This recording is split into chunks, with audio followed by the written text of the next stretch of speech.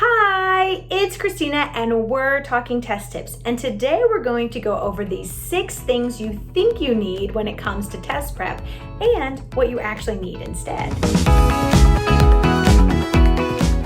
So today we're going to take a look at what students and parents often think they want or need in test prep and what actually works best for students.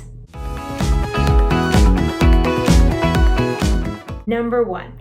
You think you need 10,000 practice questions or 10,000 hours of practice. Well, first, I want to clarify what Malcolm Gladwell said was not that you need 10,000 hours of practice to be an expert.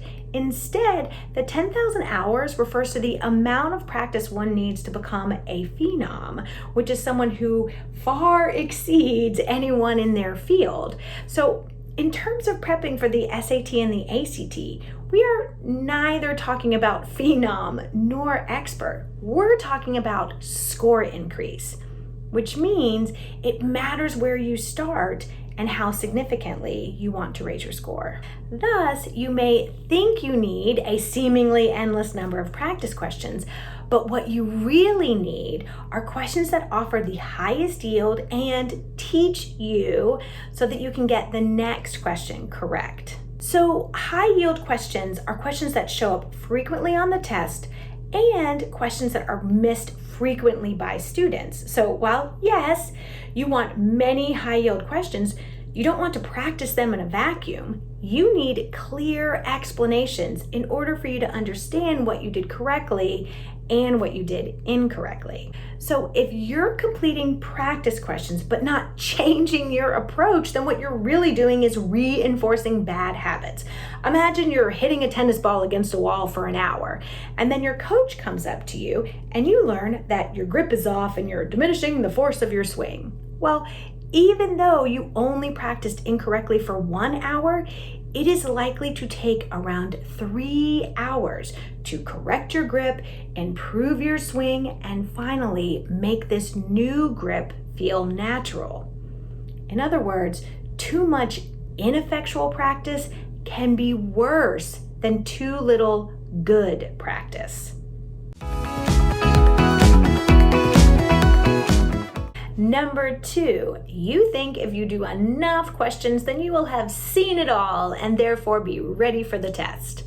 Well, no matter how effectively the practice questions mimic the test format, you will technically never see that exact question again. So the key is that you need to recognize a future question as being like a question that you've done in the past. So if you can recognize a problem as a certain type, understand that content, then recall the process and execute it well, then small changes in the question will not lead you astray. So this leads me right into number 3, which is you think you need to take several practice tests. Look, full-length practice tests are good for building cognitive endurance and solving timing issues. Cognitive endurance refers to your ability to get through that 3-hour test without too much brain fatigue.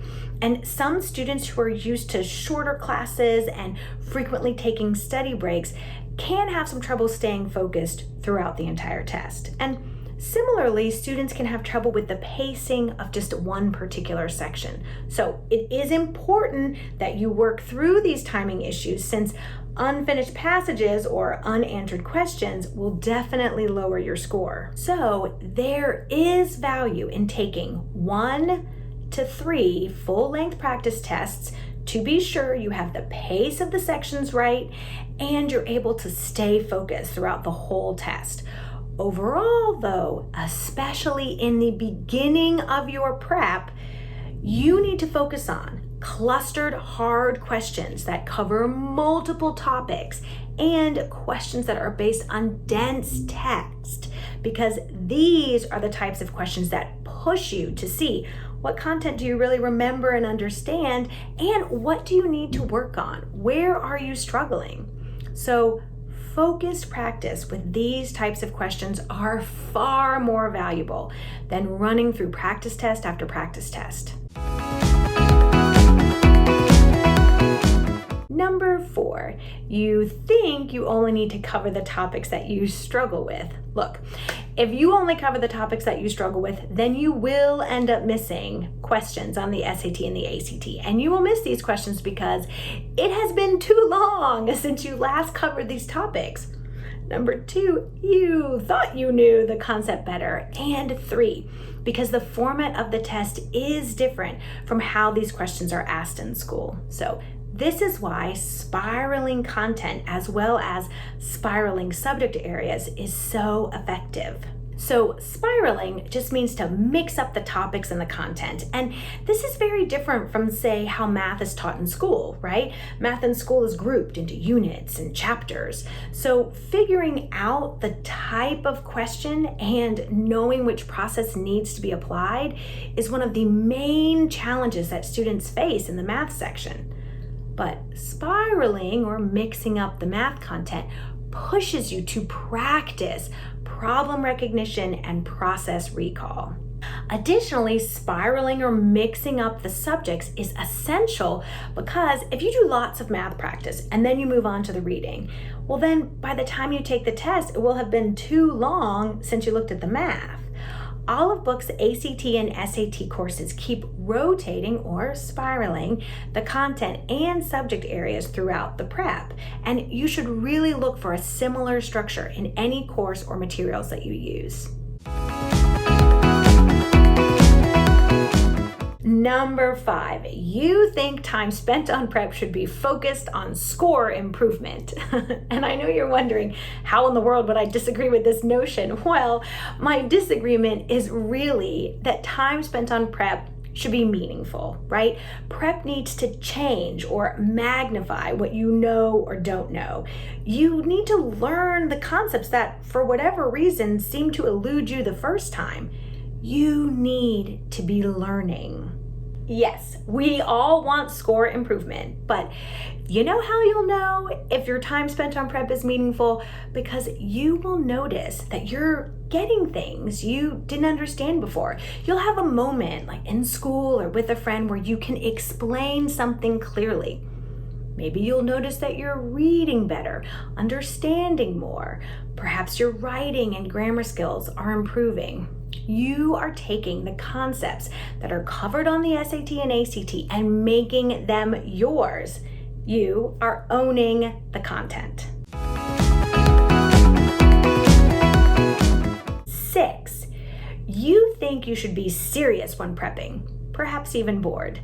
I have learned from my students and my kids to be careful with the word fun. I definitely think some things are fun that others do not. But I know that learning can be engaging, and so should your prep resources. Olive Book's SAT and ACT courses are a good example of a prep course that balances pacing, engaging content, and question yield. In fact, soon, Olive Book will be offering a newly ordered course to help students make the most of their prep time. So Olive Book has always spiraled the content within a subject area and has given priority to questions that frequently show up on the test or are frequently missed by students, as well as giving students the freedom to jump around as they see fit. But what we have discovered is that some students need more structure and more blending of subject areas. Therefore, Olive Book will soon be offering a course that is formatted to reduce prep fatigue and increase your engagement by mixing up the subject content while retaining those high yield question order. So yes, you can still jump around as you like, but you will be less likely to need to do so and more likely to get through more practice and see a more significant score improvement. So the takeaway here is that good practice is not necessarily more practice, and practice that you're engaged with is always better. So it may not be fun, but you should always be learning something. All right, happy practicing.